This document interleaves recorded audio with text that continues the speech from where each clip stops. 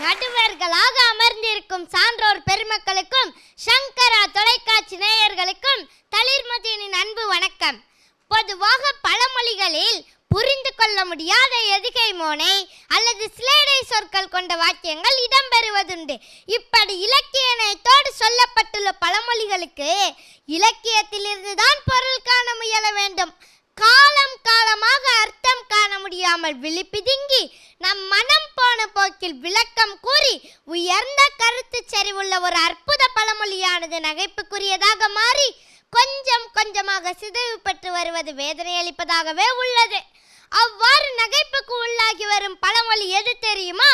ஆம், இந்த பழமொழி சுற்றுக்கு நான் எடுத்துக்கொண்ட பழமொழி பந்திக்கு முந்து படைக்கு பிந்து. மிக சாதாரணமாக எல்லா இடங்களிலும் எல்லாவித மனிதர்களாலும் வேடிக்கையாக பயன்படுத்தப்படும் பழமொழி இது. விருந்து நடக்கும் இடங்களில் சாப்பாட்டிற்கு முதலிலேயே சென்றால் விருந்தின் அனைத்து வகை உணவையும் ருசிக்கலாம். எனவே பந்திக்கு முந்து. போர்ப்படையில் கடைசி ஆளாக பிந்தி நின்றால் உயிர் பிழைக்கலாம். எனவே படைக்கு பிந்து என்று நேரடியாக பொருள்படுகிறது. வீரமும் விவேகமும் நற்சிந்தனையும் கொண்ட நம் முன்னோர்கள் இப்படி ஒரு பழமொழியை உருவாக்கி இருப்பார்களா? நிச்சயம் இருக்காது என்றெண்ணி இதை ஆய்வுக்கு உட்படுத்தினேன். இந்த பழமொழியின் ஆணிவேர் இரு சொற்களில் தான் மறைந்துள்ளது. ஒன்று பந்தி, மற்றொன்று படை. இதில் படை என்ற சொல் போர் அல்லது யுத்தம் என்பதை குறிக்கிறது என்பதில் எல்லளவும் சந்தேகமில்லை. ஆனால் பந்தி என்ற சொல்லை பற்றித்தான் நமக்கு சரியான புரிதல் இல்லை. பந்தி என்ற பதத்திற்கு இலக்கியத்தில் சொல்லப்பட்டுள்ள விளக்கம் என்ன தெரியுமா? அறிந்தால் ஆச்சரியப்பட்டுத்தான் போவீர்கள். பந்தி என்ற பதத்திற்கு சரியான விளக்கம் சமாதானம் அல்லது சமரசம். பொதுவாக திருமண வீடுகளில் உணவு பரிமாறும் இடத்திற்கு பந்தி என்று ஏன் பெயர் வந்தது தெரியுமா? ஏழை, பணக்காரன், படித்தவன், படிக்காதவன், உயர்ந்தவன், தாழ்ந்தவன், நல்லவன், கெட்டவன், ஆண், பெண் என அத்தனை வேறுபாடுகளும் கலைந்து எல்லோரும் ஒன்றாக அமர்ந்து சாப்பிடுவதால் தான் அதற்கு பந்தி என்று பெயர் வந்தது.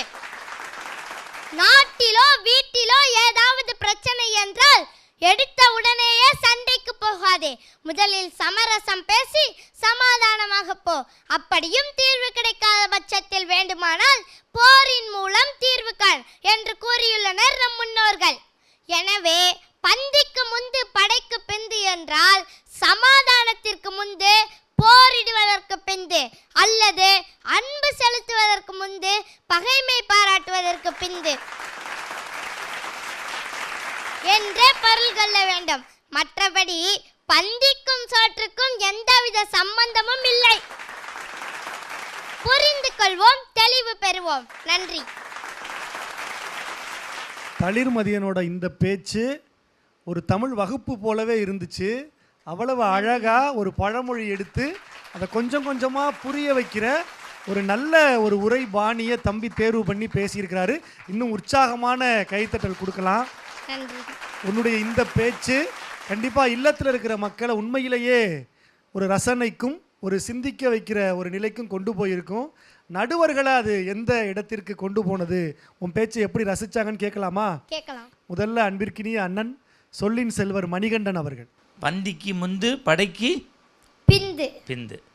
சாப்பிடும்போது கை முன்னாடி வருமா பந்திக்கு.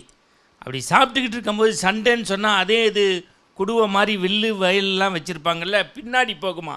பந்திக்கு முந்தும் படைக்கு பிந்தும் அப்படின்னு நான் சொல்லி கேள்விப்பட்டேன். ஆனால் அதையும் பொய்மையாக்கி எனக்கே வெளிப்படையாக சொல்கிறேன். இதற்கான நல்ல தெளிவு உன் பேச்சிலிருந்து நான் தெரிந்து கொண்டேன். எனவே இன்று முதல் நீ அப்பனுக்கு பாடம் சொன்ன சுப்பன் என்று பெயரை மாற்றுகின்றேன். உனக்கு ஊர் எந்த ஊர்? திருக்களம்பூர். திருக்களம்பூர். சுவாமி மலைக்கு மாதிரி திருக்களம்பூர் சுவாமிநாத சுவாமியாக உன்னை நினைக்கிறோம். ரொம்ப யார்கிட்டேருந்தும் ஒரு நல்ல விஷயத்தை நம்ம தெரிஞ்சுக்க முடியும். என்னுடைய அருமை சகோதரன் நெறியாளர் சொன்ன மாதிரி நல்ல அதற்கு பிரித்து பதத்தோடு பொருள் சொன்னீர்கள். பாராட்டு. நன்றிங்கய்யா. ஒரு அழகான பாராட்டு கிடைச்சிருக்கு. தொடர்ந்து அன்பிற்கினிய அக்கா பேசும் பூங்காற்று கவிதா ஜவஹர் அவர்கள். வணக்கம் தளிர்மதியன். வணக்கம் மாமா. உண்மையிலேயே மத்தியானம் இப்படி தான் சாப்பிட்டு வந்து உட்காந்துருக்குறோம். ஏன்டா இப்படி முந்தி போனோம் அப்படிங்கிற மாதிரியான ஒரு சிந்தனையை நீங்கள் இங்கே வந்து பதிவு செஞ்சுருக்கிறீங்க. உண்மையிலேயே இன்றைக்கு உங்களுடைய பேச்சு எல்லாரையும் முந்தி கொண்டு வந்தது. இனிமேல் என்றைக்குமே பின்னடைவே இல்லாத ஒரு அருமையான பேச்சை தந்த தளிர்மதியனுக்கு வாழ்த்துக்கள். நன்றிங்கம்மா.